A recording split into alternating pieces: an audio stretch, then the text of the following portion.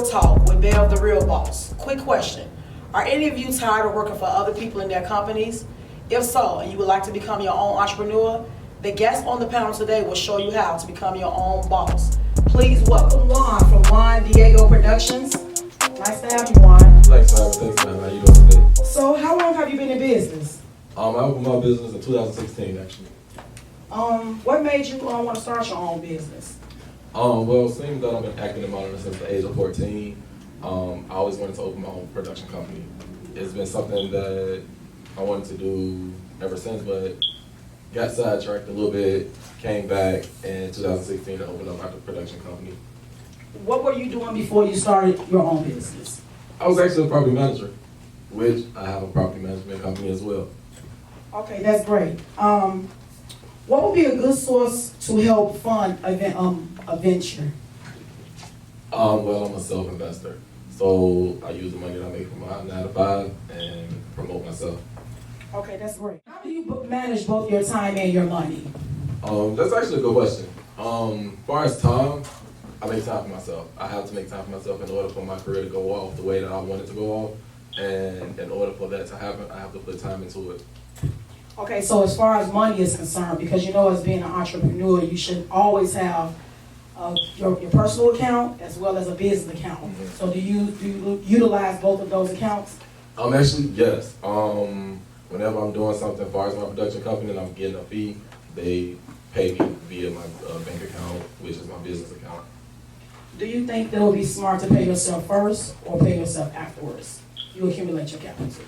I actually learned to pay first. I had an event where I was going off ticket sales and it didn't give me the result that I was looking for. So doing it myself, I got a better result. Okay, great. What is one of the most rewarding parts of being an entrepreneur? You work for yourself. You don't have to listen to nobody else. You're your own boss. At the end of the day, you make the rules. They're following after you as opposed to you following after someone else. But even when times can get stressful, because I'm my own entrepreneur as well, but it can be really, really tedious at times. So how do you deal with the stress of being your own boss? Because let's say, for an example, like working at these other major companies and things of that nature, you only work for a certain period of time. So sometimes you have to work for yourself. Let's say that your employee, one of your workers does not come in or whatever, you would have to work for yourself. So how do you manage that? Well, I do extracurricular activities outside of my life, so that keeps me focused. Late at night, I'm up, I'm writing, I'm networking, I'm doing everything in the middle of the night. My brain works more after 12 a.m. So basically you stay afloat with your business? Definitely. Great. Definitely. What advice or any suggestions do you have for a person that is looking to jumpstart his or her own business? Go for it. Definitely go for it. It is life-changing. Don't wait, don't procrastinate. It's your life. You are in control of your own life, so you gotta take it. Great answer. Do you feel that African Americans should go out of their way to patronize Black-owned businesses? Why or why not?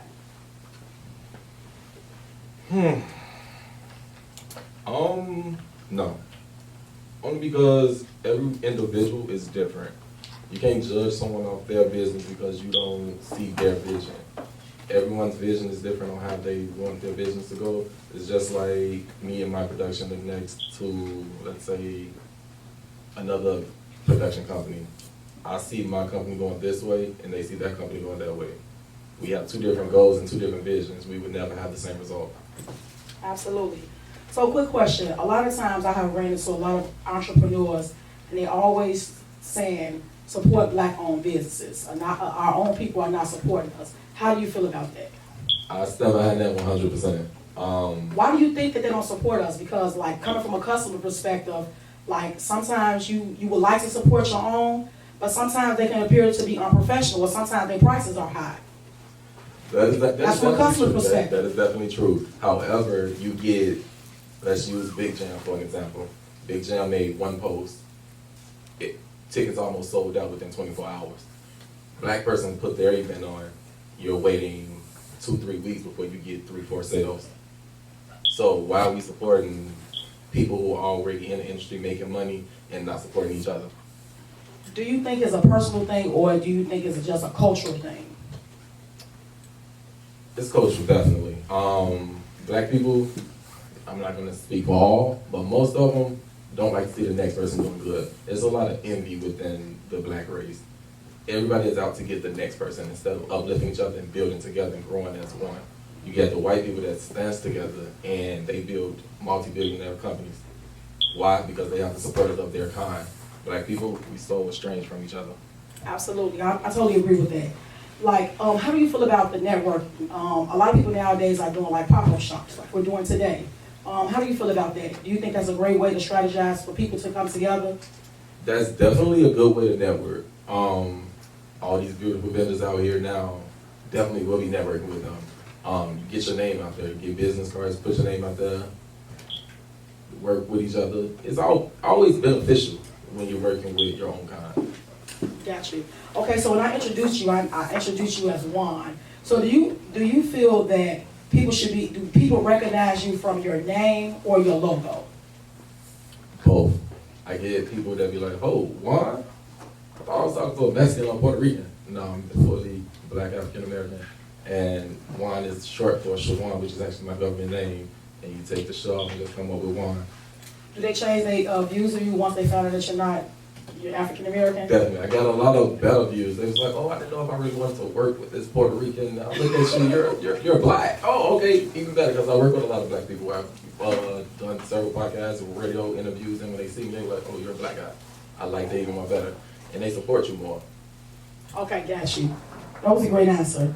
Lastly, looking back, if you could change anything within your business, what would it be? And I mean it from the time you started up until the point that you have now, that you are now. Well, actually, I did a change. My first show, Untold Secrets, actually aired the first time in 2018. It re-aired December of 2019 of last year, which clearly was last year. But I took another route. I was more stern this time. I was more forceful. Last time I was more lenient because I wasn't paying at first, but now that I have a better network and more upcast, it was more better. It was a better result. So you're basically saying you have seen growth within your business? Definitely. Okay, great. It was a pleasure having you, Juan. Thank you so much. Thank you. Have a great day. Hey everybody, this is Fallon, co-owner of Fashionably Fine Boutique. We sell clothing items ranging from extra small to 3XL. We've been in business for almost a year now. Come check us out.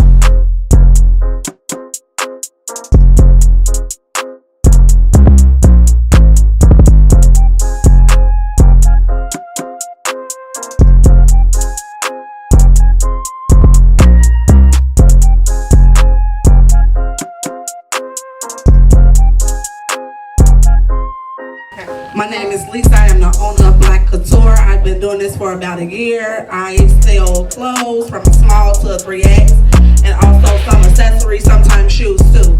Check me out.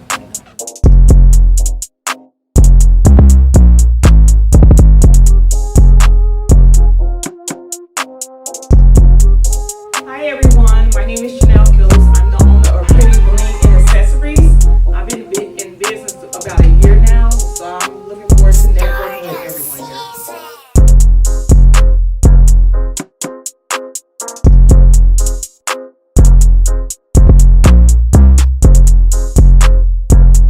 Hi, my name is Cherish. I have a business called Cherry Glosses. I sell different types of lip glosses, different shades, and different colors. I've been in the business for just 2 months. I started after Christmas. Well, my name is Taisha. I'm a Warner Pickle Gourmet Pickles. The owner is Anthony Dearborn. I'm here on his behalf. We have different flavor pickles. We have old school, blue soul, has raspberry vodka. We've been in business for a year. Thank you. Hello, my name is Tiana Viz. I've been in business for 3 years. I sell candles and accessories.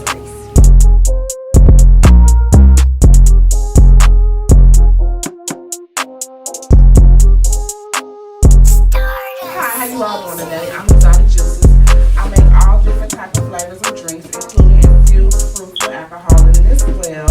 I am also known for gorgeous beyond lingerie. I sell plus size lingerie to all the BBW girls. I've been making drinks now for like over 20 years. I started out in the park in Washington Park. Everybody knows me as Juice Box. I started with the adult snow cones, so I've ventured off into doing my own little thing with the powder